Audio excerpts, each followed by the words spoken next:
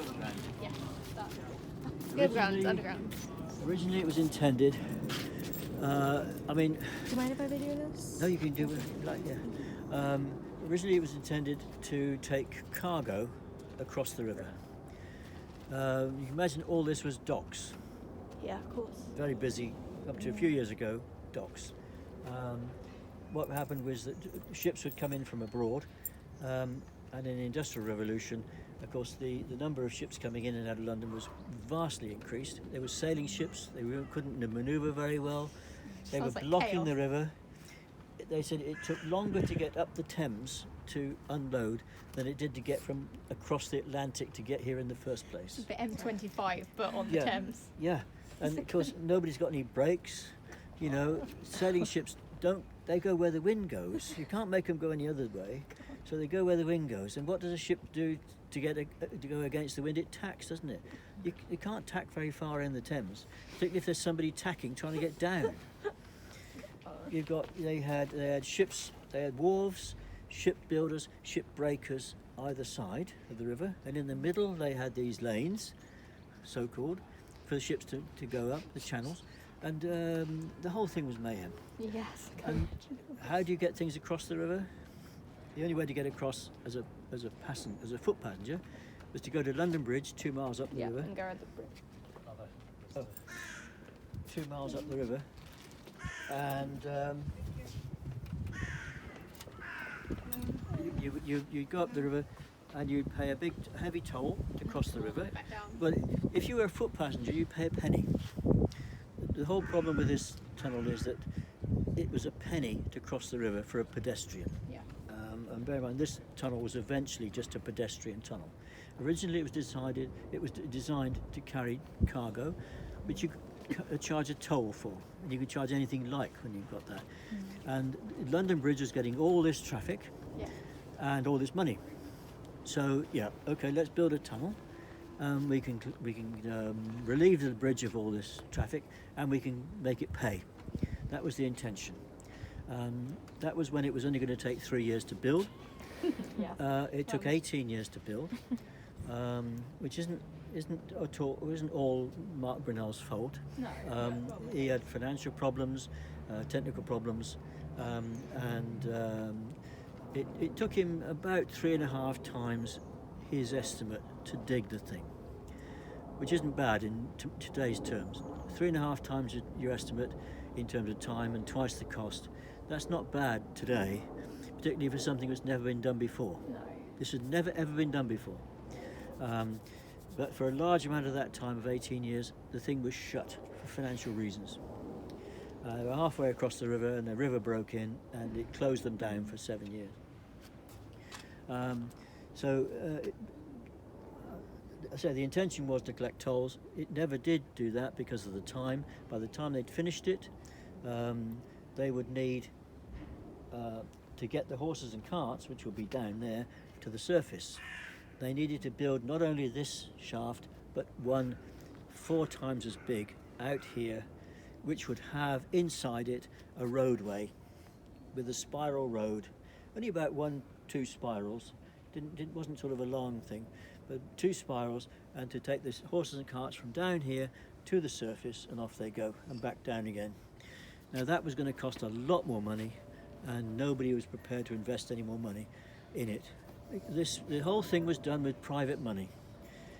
A company selling shares, borrowing money, getting loans from the government, but all the money had to be paid back either with interest or with dividend. And that made it a commercial thing, and of course it had no income for many, many years. And when it finished, then they said, well, we need another £200,000 to finish it with these ramps. People said, hang on a minute, the railways are coming. When they started this tunnel, there was no railways. 1825, no railways anywhere, except in coal mines. When they finished in 1843, there were railways everywhere. Railway mania, they called it. Everybody was building railways all over the place. So people could say, oh no, this is going to be a railway. And it is today. It's a perfect railway.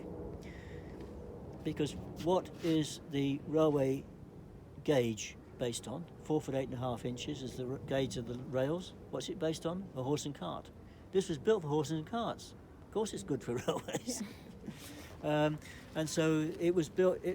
Nobody would invest any more money, because they said, if I invest any more money, in a couple of years' time, the tunnel company is going to say to the railways, "Oh well, we'll just sell up to you. You know, we'll sell the whole lot to you, lock, stock, and barrel. Never mind the shareholders. They don't have any say in the matter, and they're going to lose all their money, and or get very little back for their money, and so nobody would invest, which is sensible for them. So the ramps were never built, and the only thing they could do with this was turn it into a foot tunnel. And as I said before, a foot tunnel, you can only charge a penny. Yeah. That's never going to make you a lot of money. What they did do, they got hundreds of thousands of people through this, because they didn't only make it into a foot tunnel, they made it into a tourist attraction. They put shops. They had 60 arches underneath there. They put shops in each one. They had a 150-foot ballroom down there. They had fun fairs down there. They had bands. They had shops. They had restaurants. They had everything down there. And you'd come in here, you'd pay your penny, and this whole shaft inside here would be painted. There'd be gas lights. There'd be light flooding in from the top if the sun was out, like it is today. You flooding in, and it would be a real attraction. And for a penny, people would think that's very good value, you know. So anyway, it went on for 20 years like that as a foot tunnel, but of course it never made any money for the investors, and eventually the railways did take it over. They bought it for half the price of building it, and it's been a railway tunnel ever since. Cool. It became part of the London Underground for a time. Now it's the Overground. When they were building it, that's all right, I got it. The problem was you had a vast hole in the ground. This is all soft ground, soft earth. You can't just sort of start digging and then line it with bricks. The whole thing keeps falling in on you. What you do, as I did, place an iron ring on the ground up here, 50 feet diameter of the shaft, 4 feet wide to the bricks, and a tower 40 feet high in the air, on the ground. They put chains around it in the bricks to hold it together. They put iron rods in the bricks to give it some support vertically, put another iron ring on the top, and then topped it off with a steam engine. Big railway sleepers going all the way across, and a steam engine on the top. Mark Brunel had 1,000 tons in weight, sitting on this iron ring on soft ground. What was it going to do? It was going to sink into the ground. And that's what it did. Over 3 months, it sank down to this level, and they had a 40-foot hole in the ground lined with bricks in 3 months. Easy work. They then had to dig the rest of it out by hand, but they'd done the major part of it. They could then start to dig underneath the river, put their shield in and dig underneath the river. So if you mind a step as you go in.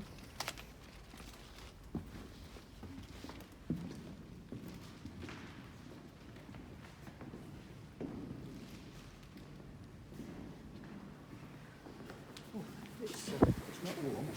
This is never really warm. But you can see when it was made into a foot tunnel, you can see they put stairs in. There's one stairway going down there, another one going down that side. They put a ticket office on the top, which had a skylight, as I say. The ticket office didn't have a floor; it just had a roof. And as you came in, you went on a gallery all the way around. You walked on the gallery, similar to what we're standing on now, going all the way around, and you walked to the edge of the gallery, and you looked 70 feet straight way down, past that door that's down there, and the 20 feet below that was the railway, and that looked straight away down there, and the whole thing was painted with gas lights, big frescoes on the wall, and it was a real attraction. 30,000 people came on the first day it was opened. 200,000 people came in the first month, and 2 million in the first year. That's a lot of pennies. Take those to the bank. Count that. But so for 20 years, it was a really, really successful, popular attraction. It has to be made that because there was no need for a foot tunnel between Rotherhithe and Wapping. The people in Wapping were just as poor as the people in Rotherhithe. They didn't need a tunnel. People in Rotherhithe had 153 pubs on Rotherhithe Street alone. They didn't need to go there for a drink. And so why would they want to go across the river for a penny? If they really felt they had to, they could either walk up to London Bridge, go across, or they could get a waterman to row you across. That would be a nice, exciting affair too, going in between all these ships trying to jostle their way up and down the river. Tremendously dangerous. Fortunately, the watermen knew what they were doing, but it was a pretty scary thing.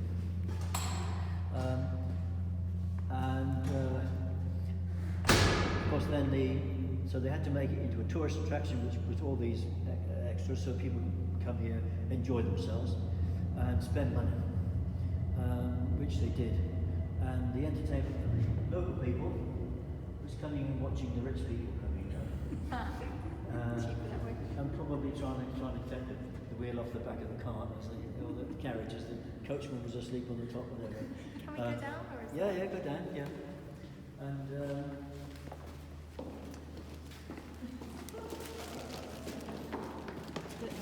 but for 22 years later, the novelty wore off, and the shops began to get less income, fewer people came, and when the shops closed, they turned off the lights. Of course, in the tunnel there'd be no light, it'd be dark spaces, and you've got criminality and prostitution and that sort of thing going on down. The tunnel became sleazy, and of course it didn't last very long after that. So do they host People events stopped here coming. now? These chairs, do they host events now? Yeah, we've got an event here tonight. Oh, cool. We have events here all the time. Anything you like. We've got cocktail bars in the summer. Every Friday and Saturday in the summer there's a cocktail bar. Not always down here. Sometimes it's up in the garden on the top. You can go in the garden before you go home. I have unlocked it, and they have food and stuff. We have recitals, plays. We had 4 weddings in here last year. How are the acoustics? I guess if you've got recitals, it doesn't sound The decent. acoustics are quite good. That's a Bechstein piano over there, so if I round about here, I can hear an echo. Yeah. But it's not that bad. No, not. I think it's it's no good for sort of symphony orchestras No, and things like that, but because you small wouldn't get that down anyway. here. But for small recitals, individual singers, certainly atmospheric. Certainly Yeah. not your normal. there is the problem with the trains underneath. Yeah, that is a problem. But But generally, if there's somebody singing in here or playing, then this gets full of noise, but pleasant noise, if you like. But it gets full, and the outside noises don't seem to get penetrated quite well. You also get the sound of pumps. There are water pumps which pump water, empty the water that's coming down from the railway, from Rotherhithe Station. When the railway's built their tunnel to Rotherhithe, it's not a proper tunnel, it's just a trench in the ground, dig the trench, put the railway in and cover it over with something, usually buildings. And of course water comes in all the time. And the water then comes down, it's channeled between the rails, comes straight away down here, thinking it's going into the tunnel, but it isn't. It goes into a well underneath here, and the well fills up and then gets emptied every few minutes, and you hear these pumps going. That's not anything to do with us, that's to do with the TfL. Ruby's a civil engineer, so she's Oh, you're all an the engineer? nerds. Oh, right. I dragged her over here. No, I'm happy. She went. I'm visiting London. We have to go to the Brunel Museum. Oh, right. Oh. But you know far more than I'd ever know about this. Yes. Yeah, well, there's more to these pumps than probably there is. There's another noise which is something to do with the air conditioning on the trains. When the trains come to the station, they charge up something or other which causes. So there's a difference between the electric pumps for the water and the some of the noises are louder than others, but I don't know the difference between the two. That's the train going. The trains, when you're in a recital down here, you hear the train, but you know it's going to go. Yeah. You know when it's going to end. Yeah. And but the pumps, you're not quite sure when it's going to end, and so that's more annoying than the trains. Your mind blocks out the trains, but it doesn't block out the noise. When's it going to stop? When's it going to stop? It intrudes more. Yeah. But that chimney there, that red thing is a chimney. If there's a fire on the railway underneath, an accidental fire, that's to take smoke away. That's just an emergency thing. What it does do is tell us where the railway is. And so that's smack in the middle of the line. To the left, the trains will be going north to Wapping, underneath the river, and they'll be coming south to the right of it, and they'll be coming down here to Rotherhithe Station, or going up actually. They're going down towards Wapping and up towards Rotherhithe at this point. Oh, so it goes from the underground to the overground. Well, the overground, it goes underneath the river. The overground system, most of the time, is on top of the ground. And there's some of the underground is also overground because Yeah, but they found that only about 45% of the London Underground was actually underground. Yeah. And so this one, it was a line that was constructed of all different things, and so they called it the overground to separate it from the underground, really. So you got some sort of sense to the whole thing. Womble's going on somewhere along. Yeah, London is just like it's not even like a Swiss cheese. At least with a Swiss cheese, you've got some cheese. There can't be any cheese left under London. It's all hollow. I'm amazed that there is anywhere that London is actually standing, because the amount of London that's just tunnels. Everything. I don't understand how it's splintered. Everything. I just don't know. I don't know. You go on the Post Office Railway, which nobody's ever heard of generally until a few years ago when they opened it. It's a railway which links railway stations in London. Little railway train to carry mail bags, and you can go on it today, and you're like a mail bag. You're in this sort of thing like this, and you go through the tunnel. But then you think that's all right. Then you come across a station where they used to unload the mail bags and load more on. You're in another station, and then you come to the end of it, and you're not in a station. You're in an engineering hall. You're in the repair shop, and it's huge. I think where is there space for this underneath London? It's just impossible. London just nothing underneath. There's nothing under there. The whole city underground. A few little pillars of London clay holding the whole lot of it. Where would have anyone who wants to build another tunnel? Yeah. Well, they had that problem when they're building the London. There's an extension to the Northern Line going to Battersea Power Station. Why are they doing the Elizabeth? And to Vauxhall. From Vauxhall to London to Battersea Power Station, there's an extension. And they're having problems. The problem there, they have to dig it by hand because they can't put a machine in there because they don't know what's going to come up against. That's insane. And there was a television program on it, and the interviewer was saying, "Well, how much do you dig a week?" And they said about 5 to 8 meters a week. That's terrifying. Because they were doing it by hand. Brunel was digging about 7 feet a week, which is 2 meters a week. So in all his difficulties, with no modern techniques and tools whatsoever, he was doing 2 meters a week. And we've only got to 5 meters with all the hard hats and nice blue clay they're going through. You know, the chap just slicing away the clay, easy peasy. If only Mark had that. No. I think I have great respect for Mark Brunel and the engineers at the time. They did a horrendously good job in horrendously bad conditions. Yeah. A lot more fatalities back then. But I said when the railways came, they took away the stairs because there had to be fireboxes. They were fire risk. Stairs had to go because they were wood. The ticket office went because that was wood as well, and they didn't really need it anymore. And they just left the top open. They left this open to the air. The smoke from the steam engines just caused all this soot on the wall, and the rain just washed off all the paintings that were on the wall very quickly, of course. And up to 1940, that was open to the sky. It probably had netting or something like that over it to stop birds coming in. Fall into it?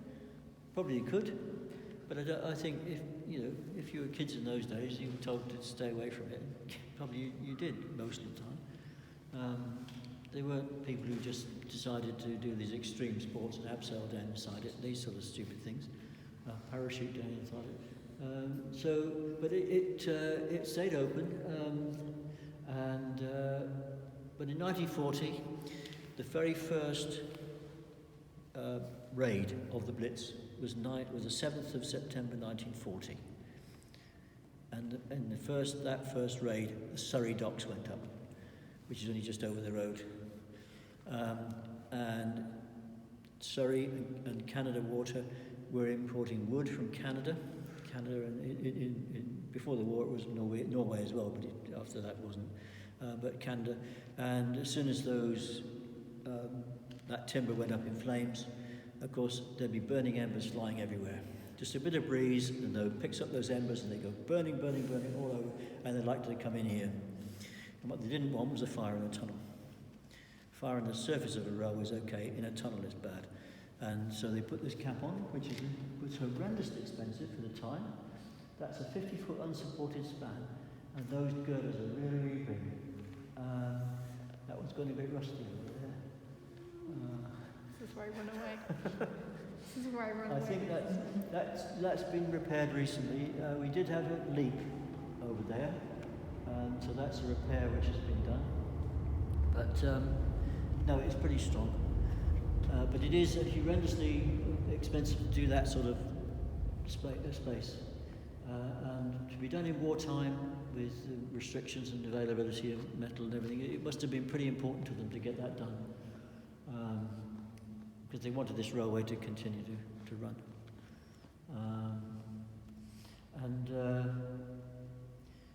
So up to 1940, I say it was completely empty and everything. So the tunnel itself isn't in use anymore? Oh, it's the overground. But the part that goes under the water, is that? Yeah. Okay. The trains go through it now. Yeah. Okay. If you go from Rotherhithe to Wapping or the other way around, you go through the tunnel. Oh, cool. And you go up. If you're going north, you go through this side. If you come south, you come that way. And do go through it, and do go to Wapping. Obviously, there's another one of these shafts the other side of the river at Wapping. Today, Wapping Station is inside it. If you go to Wapping Station, it's round. The first thing you find when you come in the door to the left is a stairway going down, and the first thing you see on that stairway is that curve combing up there? Yeah. That's the first thing you'll see, the top of the stairs on the other side of the river. That's where the stairway started to go down. You don't go down the stairway today, it's a spiral one. It was 109 steps. When they had these stairs in, it was 109 steps, probably even more with the spiral.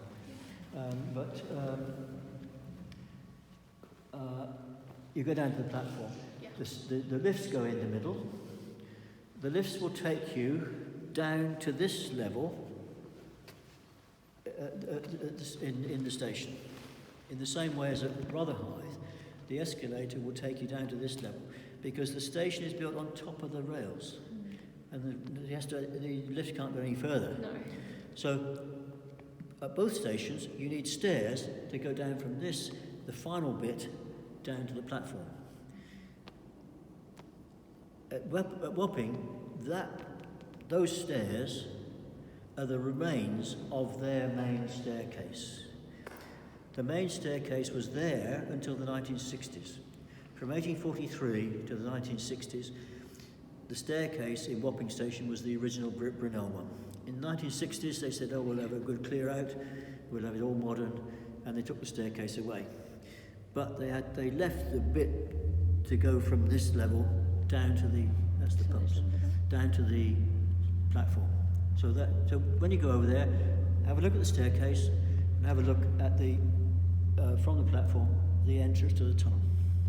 And you'll be looking back this way, looking under the river going south, and you'll see the two arches and the railway going down, and it goes virtually down straight and then up the other side. You can't see Rotherhithe station because of the dip, but you would be able to otherwise. But you can see a train in the station because the lights of the train reflect in the rails. So you see you know there's a train in the station, and then we just see the light on the rail, and then it begins, as it moves, it gets brighter and brighter and brighter, and then the train is coming down the slope, and then you see the bottom lights on the front of the train come first, and then the top big light at the top, that's second, and then by that time it's blinding you, so you can't see anymore. Yeah, you at that point you very much know there was a train. You can't see anything else. Yeah, a train coming. So, but do go to Wapping Station and have a look. That's that pump finished now. Maybe there's no train coming, so that was probably a pump rather than the train. Usually, if you find a train coming very soon after that, it's the air conditioning part of the problem. Anyway, its noise is off, if you like, if you're going to play here. Sometimes the trains emphasise the music. I was here with a performance of Schubert's Winterreise, which is a piano and a singer. But when the trains came through, the rumble of the trains, and it's a pretty morose thing anyway, and sort of the noises made some sort of sense. Gosh, yes. But That's hilarious. but if it's a party, the trains don't have. If there's people in here talking, there's no way the trains are going to have any impact at all. They just can't get in. The noise can't get in. It's a cool place. We don't have. When you say cool, we don't have any warmth, any central heating in here. People come in here, they will have their coats on tonight. I think it's a group, choral group, and I think they've decided they don't actually want the piano, but anyway, that's up to them. But it's a choral group, and they'll keep their coats on. You obviously don't sit for 3 hours without moving, but if they've got any sense, they'll have intervals every half an hour and move Keep around. their fingers from And freezing, can't play anything. I think Lottie. It seems as if Lottie is doing something upstairs. Maybe she's going to do some cocktails or something. But that's a commercial thing, which it operates here within the agreement of the museum, and we get a lot of money from them. Yeah. They got a lot of benefit from. So it's a. You all have a lot of knowledge about this. You can just hear listening how passionate you are, which is Oh, lovely. well. And it's lovely to hear someone so passionate about something that it's not something I know much about, but you clearly know heaps. It's just Well, you pick it up. I like a story. The Brunel story is very good. I haven't even told you about Sophia Kingdom, have I? I heard.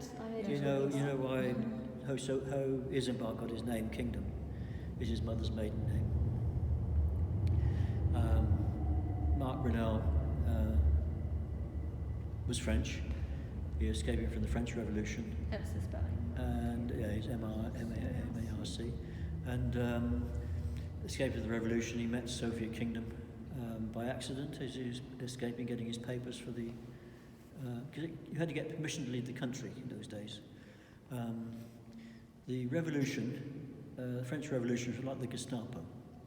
They wanted to control everything, and you had to get permission to leave the country. Generally, if you went, you didn't take anything with you. If you went without permission, and you were in the middle of the Atlantic, in a neutral ship, in perhaps an American ship going to America, as Mark was, a French man of war could stop that ship and come on board and inspect the papers of any Frenchman that was on board. And if he didn't have the right papers, he would be taken back to France. Taken off that ship, back to France. That's it, in the middle of the Atlantic. Also, I think they'd rather be drowned than taken. Never mind international law. That had no effect at all on the revolutionaries. And they sometimes kidnapped people in America, actually, in Philadelphia, and took them back to France if they thought they needed to chop their head off badly enough. They would. And it was the time of the terror. Mark Brunel came out of the French Navy in 1793. He'd been in the Navy 7 years. When he went in, there was no revolution. When he came out, the place was in chaos. How did this happen? Oh, it's all rubbish, these people won't last long.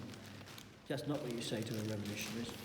And he had a dog which he called Citizen, which is not the way to endear yourself to revolutionaries either.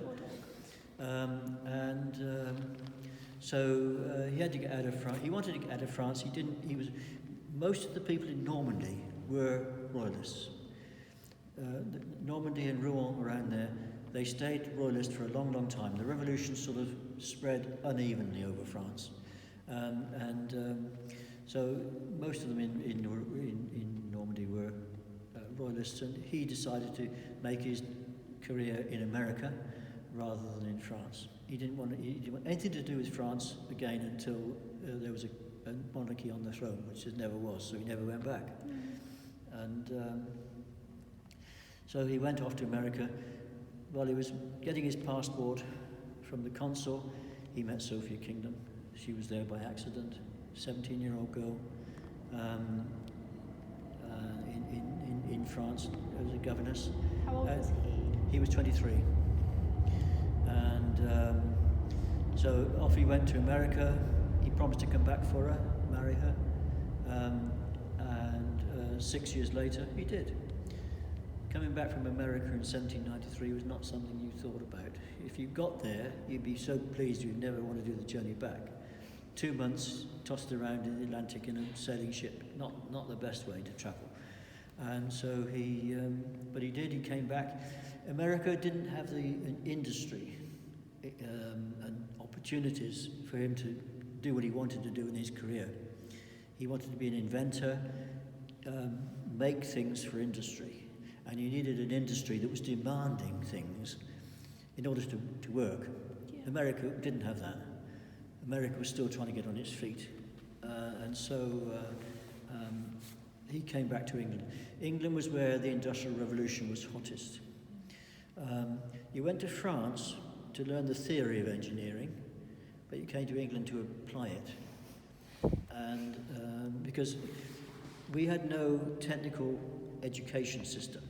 Our universities were just hidebound with classics. Yes. If you didn't learn Latin and Greek, you were out. Yes.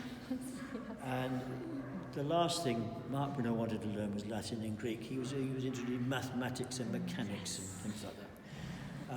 And so he came to England to apply what he'd learned,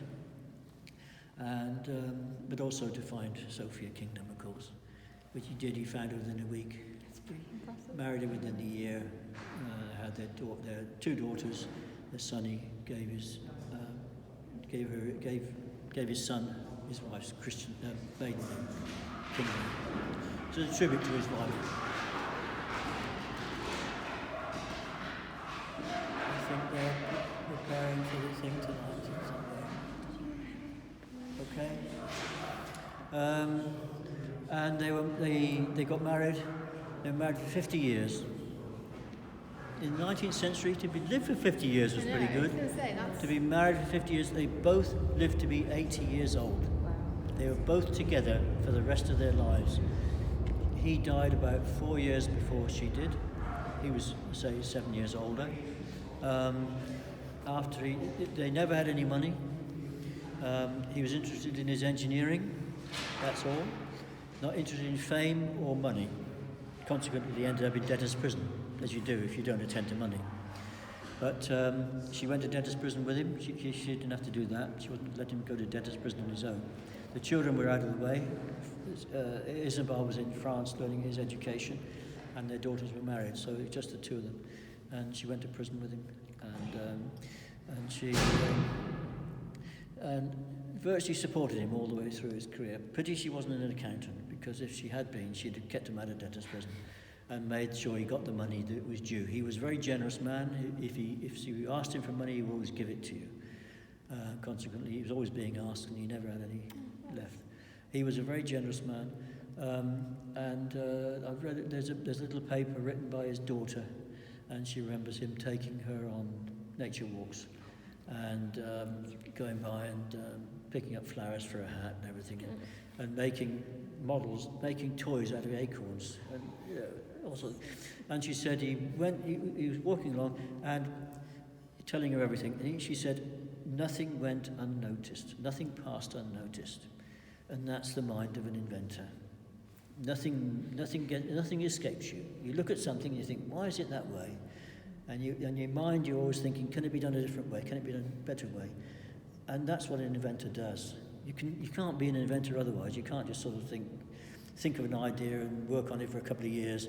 Your mind's working all the time, and it's just that phrase she used that it showed the mind of this Mike Brunel. And he was a very generous man, and all the way through his life.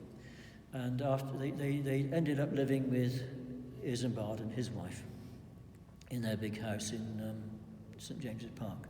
They never had any money to buy their own house, and so they were living with Isambard and Mary, his wife, who was a socialite. Mary Horsley, as was a socialite from Kensington. Her sisters called her the Duchess of Kensington, because that's how she acted. She was never ever going to go anywhere in debtor's prison. Debtor's prison put a stigma on the family. Charles Dickens had the same stigma. And the Brunels called this time in debtor's prison the misfortune. They didn't say when they were in prison, this is the time of the misfortune. But the chalk and cheese difference between Sophia Kingdom and Mary Horsley was just total. One didn't care about money, was only interested in supporting her husband. The other one was interested in money and wanted to have it and spend it. And of course, the two women in the same house was probably not very good. When Mark died, she was there for about 7 years before Mark died, and then about 4 years after that. So, and she just became a recluse after he died. She had no purpose other than looking after him. That's really sad. But she wasn't a Miss Havisham or anything. But she obviously didn't participate in it. She had nothing to live for after that. But for, let's say, to live to be 80 years old in 1850 was tremendous. What were their daughters' names? Got me there. Well, obviously one was Sophie. I'm thinking of Florence was Isambard's daughter. Mark had 2 daughters and a son. Yes. And Isambard had 2 sons and a daughter. No, I was thinking Mark's, Isambard's sisters' names. Would it say up in the book in the shop? His sisters. Isambard's sisters, you mean? Yeah, no. I think Mark himself, he was a second son. I don't know whether there were any sisters or brothers. I think it might have been a stillborn child. No. Mark's but Mark's daughters. One was Sophie. I can't remember the other one. After his mother, obviously. After her mother, obviously. But yeah, it will be easy to find. Probably a book in the shop. So. Yeah, it'll be in the shop or you Google it. Thank you. But that's the pumps again. So we filled up the well. But yes, it was a sad thing, and the problem is, Mark died in 1849, aged 80. Isambard died in 1859, only 10 years later, aged 53. And their reputations just went flat after that. They were ignored by the rest of the Victorians. The worst sin in Victorian times was not to make a profit. And they didn't make any profit on the things they did. Both of them would not compromise quality for cost. And that meant that they would do the best engineering, which benefits us, because we built on their good stuff. We didn't build it on sand, if you like. We built it on good engineering. But it wasn't a profit for the people who invested. And they didn't forgive the Brunels for losing their money. So it wasn't until the 20th century that they actually got re-evaluated. finally Isambard came out top, and he's now the bee's knees as far as Victorian engineering. Mark gets left behind. He's just in the shadow of his son all the time now. Even the blue plaque on this Lincoln Museum says this project, this tunnel was Isambard Kingdom Brunel's first project. It was, but it wasn't his. He was helping his father. It was his father's project. Mark Brunel's name is not on the blue plaque. I'm sorry about this. Until we read the museum. I didn't even know about Mark Brunel until we read up there. No. 2006 was Isambard's 200th anniversary of his birth. There were two £2 coins issued by the Mint, a whole range of stamps, exhibitions all up and down the country. Yeah. Last year, 2019, was the 250th anniversary of Mark's birth. Nothing. I wrote to this Institute of Civil Engineers, and they didn't even reply. The mechanical engineers did reply. They said, oh, we're not doing any specific exhibitions for Mark, but we are putting it on our social media. What use is that to the general public, I ask you? Anyway, we had cake and Prosecco here to celebrate his birthday. Well, good on you guys for putting Somebody some light had on to do him. it. Yeah. But here's an answer. I'm assured that when we get the new money in, we've got a lottery fund application and everything in for the museum. There's going to be improvements, mainly to sort of shop and toilets and stuff like that, facilities, and displays. Because we did buy some pictures which Mark had painted at an auction. I think we paid about £200,000 for them at an auction, and when we've got a secure space, then they will be displayed here. But at the moment, it's just not possible because the place is just so open. Yeah. Can we go downstairs? Thinking we looked around the top bit. I'm not sure if there was the bottom is the video, which is about primarily it's about Isambard's life. But it does have it's got some misquotes. It's an oversimplification of it. I'm sure. And it's got some pictures about Easter, so there's not a lot down there. No, I just thought it was something. These labels are the people who sponsor the steps. See, this is the stairway. Here, let me see. 109 steps up and down the stairs in your heavy Victorian garb.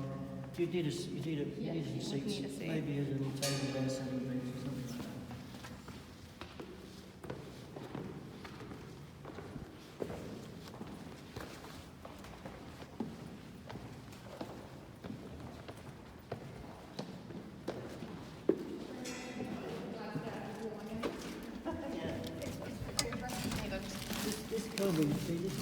Sandstone, expensive. That would be painted. Yeah. Expensive, pure decoration. This is a company that had no money, yet they still waste money on this. It's like the bit of polystyrene you used to put up between the wall and the ceiling of your dining room, like that, the architrave thing, just to fill the space. No purpose whatsoever. Just that's all it is. See, that would be. This is the wall which would be painted. This would be painted as well. And then just there will be the floor of the gallery going all the way around. That's 1940 up there. So that the gallery will be like this, go all the way around. People could sort of wander around. Yeah. Oh, come on. There we are. Shut in for a minute. Thank you.